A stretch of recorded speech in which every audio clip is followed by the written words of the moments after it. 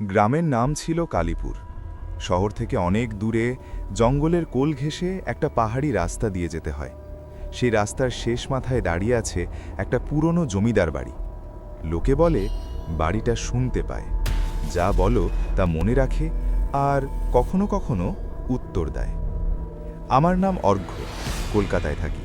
ছোটবেলায় মায়ের কাছে শুনেছি আমাদের পূর্বপুরুষেরা এই বাড়িতে থাকতেন। তারপর একটা অভিশাপের কথা বলে গল্প থামিয়ে দিতে।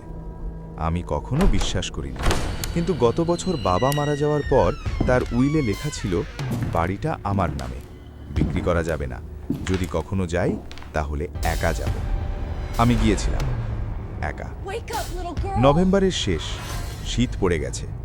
বাড়ির সামনে লোহার গেটটা খুলতেই মনে হলো কেউ আমাকে দেখছে। ভিতরের উঠোনটা ঝোপঝাড়ে ভর্তি। প্রধান দরজা খোলা ছিল, যেন আমার জন্যই অপেক্ষা করছিল। ভিতরে ঢুকে আলো জ্বালতেই ধুলোর গন্ধ, পুরনো আসবাব, ছেঁড়া পর্দা, দেয়ালে ফাটল, মেঝেতে আমার পায়ের আওয়াজ প্রতিধ্বনি করছে। আমি নিজের নাম ধরে ডেকেছিলাম, কে আছিস? কোনো উত্তর আসেনি। প্রথম রাতটা কাটল ঠিকঠাক। দোতলার একটা ঘরে বিছানা পেতে শুয়ে পড়লাম। মাঝরাতে ঘুম ভেঙে গেল। কানে এলো ফিসফিস, কথা বলছে কেউ, খুব আস্তে, আমার নাম ধরে, অর্ঘ্য, অর্ঘ্য। আমি উঠে বসলাম। ঘর অন্ধকার। টর্চ জ্বালিয়ে দেখি কেউ নেই, কিন্তু কথা থামছে না। এবার আরও কাছে, যেন দেয়ালের ভিতর থেকে আসছে। তুমি এসেছ, অবশেষে এসেছ। আমি ভয় পেয়ে গিয়েছিলাম, কিন্তু নিজেকে সামলে নিলাম। ভাবলাম বাতাসের শব্দ, পুরনো বাড়ি তো। পরদিন সকালে বাড়ি ঘুরে দেখলাম একটা লাইব্রেরি পেলাম। বইগুলো পড়ার অযোগ্য হয়ে গেছে প্রায়, কিন্তু একটা ডায়েরি চোখে পড়ল। চামড়ার মলাট, তারিখ 1927। লেখকের নাম রাজেন্দ্রনাথ রায়, আমার ঠাকুরদা। ডায়েরিতে লেখা ছিল, এই বাড়ি আমাদের নয়, আমরা এর। 1895 সালে আমার দাদু এখানে এসেছিলেন জমিদারি কিনতে, কিন্তু জমির মালিক ছিল না কোনো মানুষ, একটা মেয়ে, নাম ছিল না। সে বলেছিল, এই বাড়ি যে থাকে তার কথা শোনে আর তার কথা মনে রাখে, কিন্তু যদি কেউ মিথ্যে বলে বাড়ি তাকে ছাড়ে না। আমরা হেসেছিলাম, কিন্তু তারপর থেকে যারা মিথ্যে বলেছে তারা আর বেরোতে পারেনি। আরও পড়তে গিয়ে দেখি শেষ পাতায় লেখা, আমি মিথ্যে বলেছি। আমি বলেছিলাম আমি ভয় পাই না, কিন্তু পাই, খুব পাই। এখন বাড়ি আমার কথা শুনছে, আর আমি শুনতে পাচ্ছি ওর কথা। ও বলছে আমাকে নিয়ে যাবে। তারিখের পর কালির দাগ, যেন কলম ফেলে দিয়ে কিছু একটা ঘটেছে। সেই রাতে আমি ডায়েরিটা নিয়ে বসলাম। মনে মনে ভাবলাম, এসব বাজে কথা, আমি বিশ্বাস করি না। উচ্চারণ করে বললাম, আমি ভয় পাই না, কিছুই হবে না। আমার কথা শেষ হওয়ার সাথে সাথে আলো নিভে গেল। পুরো বাড়ি অন্ধকার। তারপর শুরু হলো।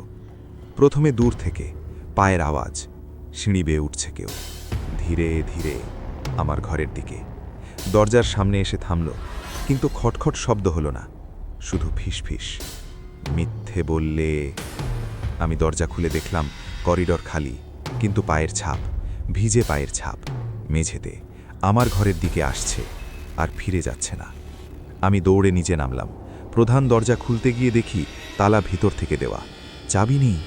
জানালা দিয়ে বাইরে তাকালাম, ঝোপঝাড় সরে যাচ্ছে, যেন কেউ পথ করে দিচ্ছে, কিন্তু কেউ নেই।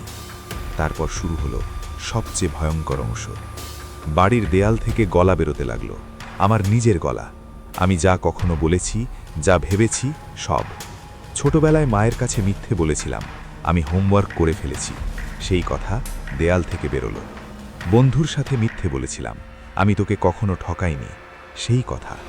প্রেমিকার কাছে বলেছিলাম আমি শুধু তোকেই ভালোবাসি, কিন্তু মনে মনে অন্য কথা ভেবেছিলাম, সেই চিন্তাও বেরিয়ে এলো। প্রতিটি মিথ্যে, প্রতিটি ছোট বড় অসত্য দেয়াল থেকে বেরিয়ে আমার চারপাশে ঘুরতে লাগলো, যেন অন্ধকারে শত শত মুখ, আমার গলা আমাকে দেখছে। আমি চিৎকার করলাম, আমি দুঃখিত, আমি আর মিথ্যে বলবো না। কিন্তু বাড়ি হাসল, পুরো বাড়ি কেঁপে উঠল হাসিতে। তারপর থেকে আমি আর বেরোইনি। আজ অনেক দিন পর একটা লোক এসেছিল বাড়ি দেখতে। আমি জানালা থেকে দেখলাম, সে ঢুকল একা। আমি চিৎকার করতে চাইলাম, পালাও, বলো তুমি ভয় পাও, কিন্তু আমার গলা বেরোলো না। এখন আমি দেয়ালের ভিতরে, শুনছি, অপেক্ষা করছি।